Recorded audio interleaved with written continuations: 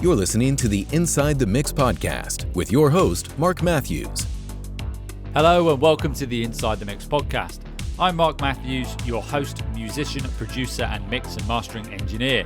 You've come to the right place if you want to know more about your favorite synth music artists, music engineering and production, songwriting, and the music industry. I've been writing, producing, mixing, and mastering music for over 15 years, and I want to share what I've learnt with you. Hey folks, if you're a new Inside the Mix podcast listener, welcome, and don't forget to hit that subscribe button. And if you're a returning listener, welcome back. This episode is dedicated to what I perceive to be the top 4 lessons learned in 2022 from the amazing producers, musicians, and audio engineers and audio professionals that I've had the pleasure of chatting to this year. So essentially, the Inside the Mix podcast is an advice buffet from which you can pick what works for you. And this episode is going to summarize that buffet. So let's dive into the top 4 lessons learned in 2022. So here we go. Lesson 1. What is pre-production and why is it important for a songwriter? So this first lesson is taken from my conversation with the brilliant Michael Oakley. So why is pre-production so important in songwriting? So how often do you waste time just scrolling through patches for the perfect sound, only to look at the clock 2 hours later with little progress made? And how many times have you created a new session in your DAW and wasted time creating tracks, channel strips, and loading software instruments and plugins? Well, the simple solution is to complete pre-production. So first, identify your favorite 3 software instruments and start or favorite your favorite patches. Favorite used twice there we go. This will stop patch surfing. So you'll be able to then load the software instrument and quickly sketch out an idea without getting hung up on the sound. Secondly, create a session template of the key instruments you need to start songwriting. For example, drums, bass, synths, effects, depending on what you're creating. And load this every time you start a songwriting session. Again, you're removing that time suck and that barrier to songwriting.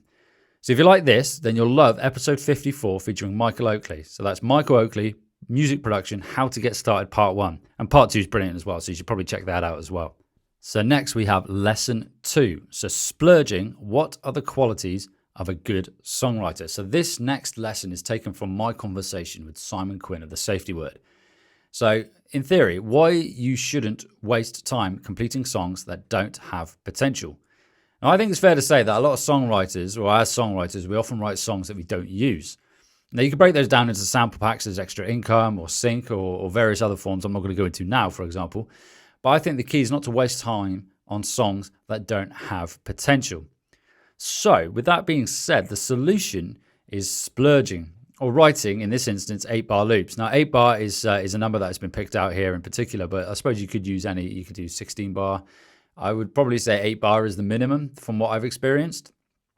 So you could write 8-bar loops in dedicated sessions and review these loops at a later date.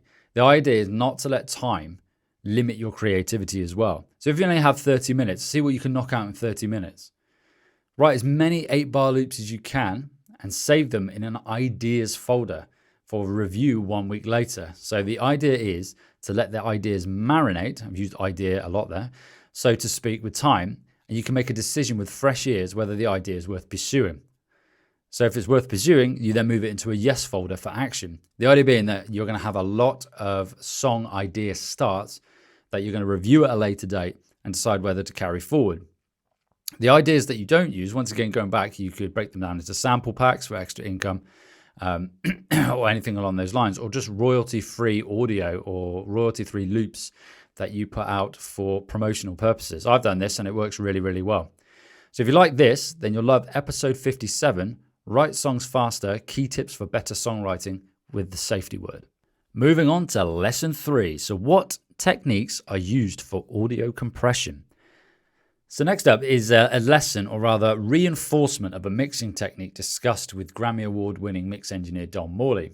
So in theory, why shouldn't you just slap a compressor on a track to control volume?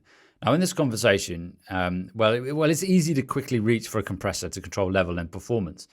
And once upon a time, this was the only option. So this is described by Dom in the interview itself. However, we now have automation at our fingertips. So we're able to automate the level of a performance and create a consistent and balanced overall level. We can automate the level using a gain plugin, and in Logic Pro it's possible to actually automate gain in the editor window, so you can go in for the actual individual words if it's a vocal performance, or the phrasing if it's another instrument, and actually manipulate that gain at quite a granular level, and possibly easier than automating. I'm sure you could probably do it in other DAWs as well. So in theory, this workflow will take the load off a compressor, and we can then use the compressor to manipulate tone. For example, if you want parallel compression or something along those lines, or if you just want to run your audio through a compressor to get that sound from that compressor.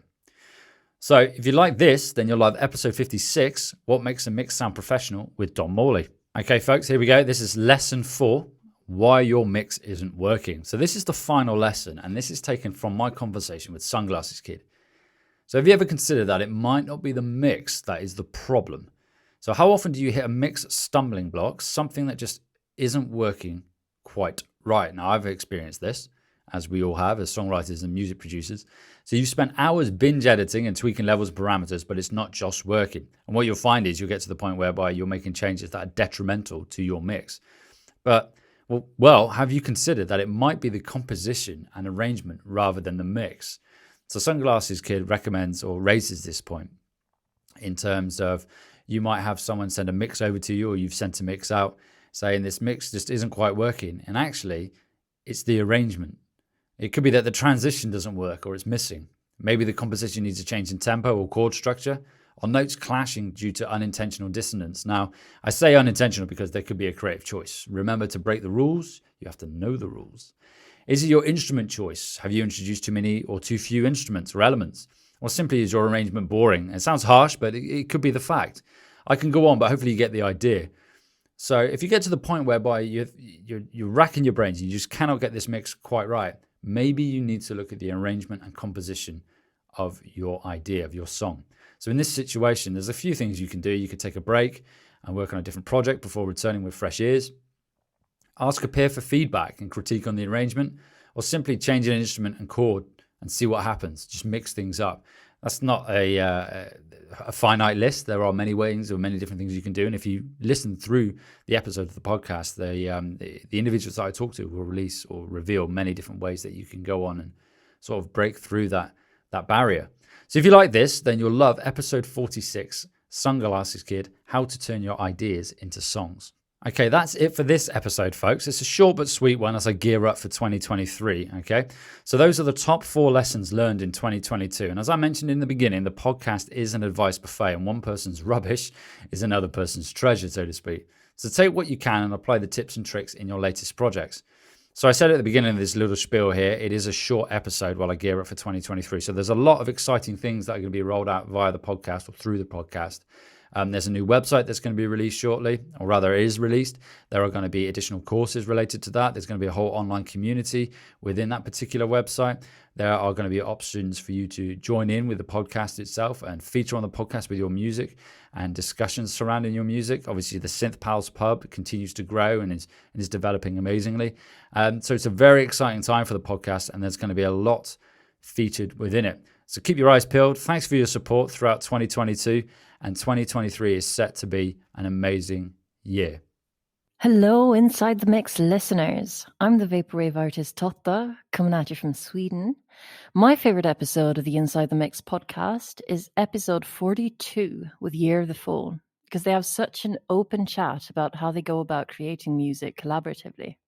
It really inspired me to reach for more global collabs and to not be too picky when it comes to where I find my inspiration for my music. Go listen to it yourselves and get inspired.